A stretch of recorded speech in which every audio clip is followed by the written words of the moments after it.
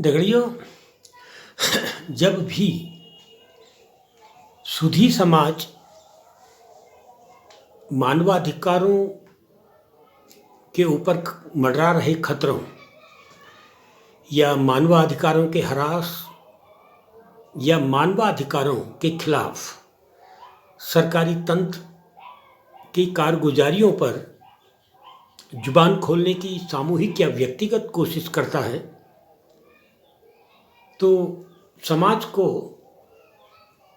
एक नए सलीके से, नए तरीके से एक डर दिखाने का प्रयास किया जाता है कि इन 5-7 सालों में पीछे की ओर पलटकर देखते हैं तो हमें बहुत सारे ऐसे उदाहरण मिलते हैं जहां मानवाधिकार का हनन, मानवाधिकारों पर खतरा, मानवाधिकारों के साथ अन्याय के बहुत सारे उदाहरण आपके सामने परोसे जा सकते हैं।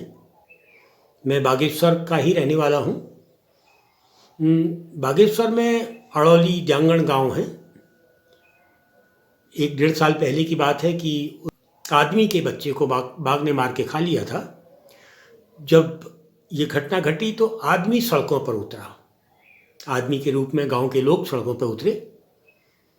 कुछ दिनों बाद मालूम पड़ा कि जो लोग सड़क पर उतरे थे तो ध्यानाकर्षण के लिए 1-8 घंटे का चक्का जाम जैसा भी हुआ था। कुछ दिनों के बाद मालूम पड़ा कि वो चक्का जाम करने को लेकर एक मुकदमा गांव वालों के ऊपर बना दिया गया है। 1, 2, 3, 4 लोगों के ऊपर नहीं, दर्जनों लोगों के ऊपर ये मुकदमा बनाया है। ये समाचार सार्वजनिक हुआ था। ऐसी दूसरी घटना गरुड़ क्षेत्र की थी। वहाँ भी बाघ के आतंक के खिलाफ लोग सड़कों पर उतरे थे। 1-8 घंटे का सांकेतिक जाम जैसा था और यही मुकदमेबाजी उन लोगों के ऊपर भी हुई थी।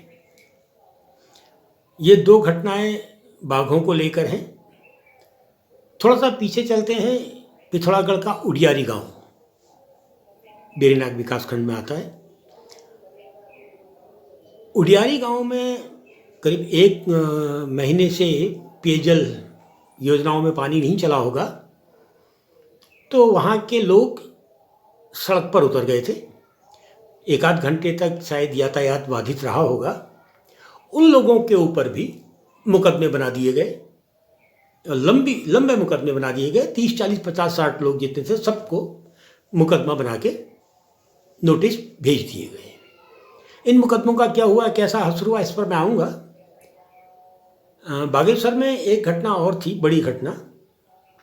हमारा ये मैग्नीसाइट वाला जो क्षेत्र है, काफली गैर जिसको कहते हैं, उस तरफ शराब को लेकर महिलाओं ने आंदोलन किया था और बड़ा आंदोलन किया था और बहुत जेन्युइन मांग के साथ वो लोग लड़े थे और बिल्कुल गांधीवादी तरीके से लड़े थे।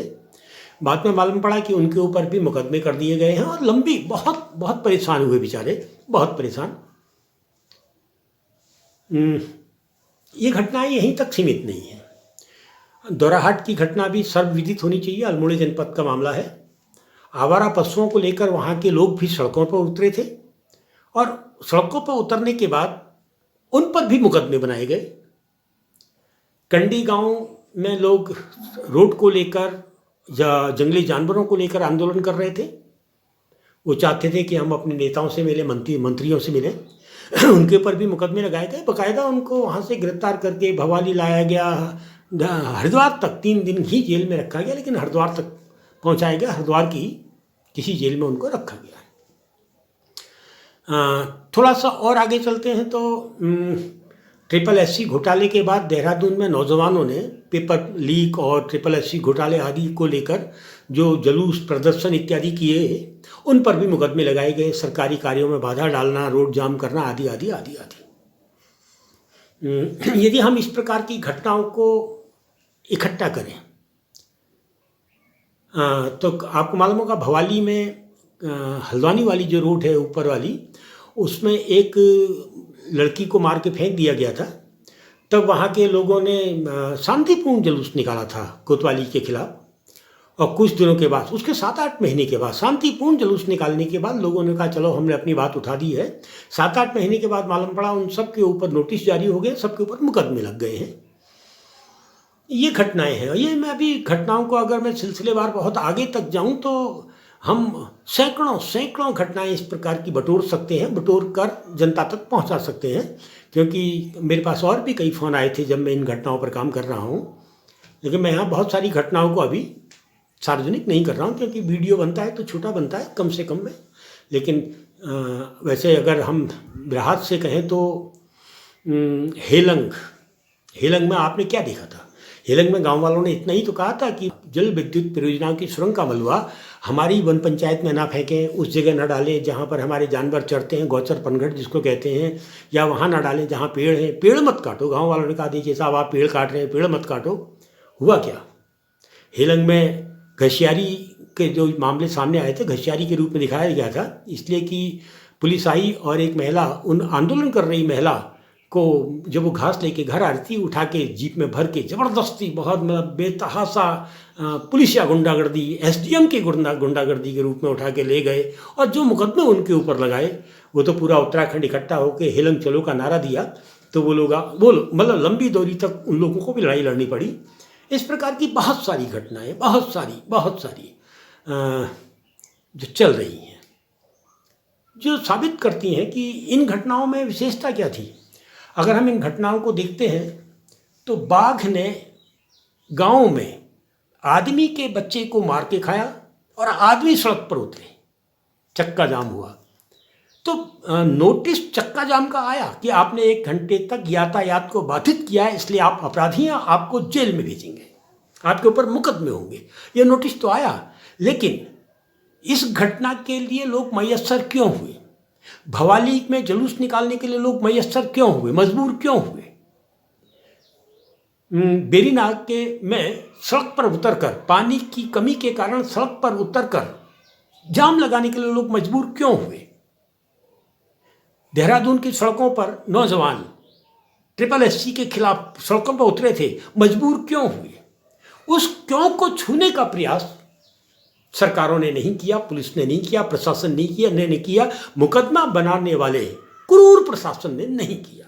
क्रूर प्रशासन, मैं यहाँ क्रूर शब्द का इस्तेमाल करूंगा क्योंकि इन 5-7 सालों में हमने प्रशासन का जो रूप देखा है, या तो यहाँ प्रश्न होता है कि हाँ ठीक है, न्यायिक स्थिति में गड़बड़ हुई है, लॉ एंड ऑर्डर में आपको दिक्कत आई है, लेकिन उसकी वजह क्या थी? वजह संगीन तो नहीं थी। आदमी के बच्चे को बाघ मारकर खा रहा है और आदमी सड़क पर उतर रहा है, तो अपराध आदमी ने सिर्फ सड़क पर उतरने का अपराध किया।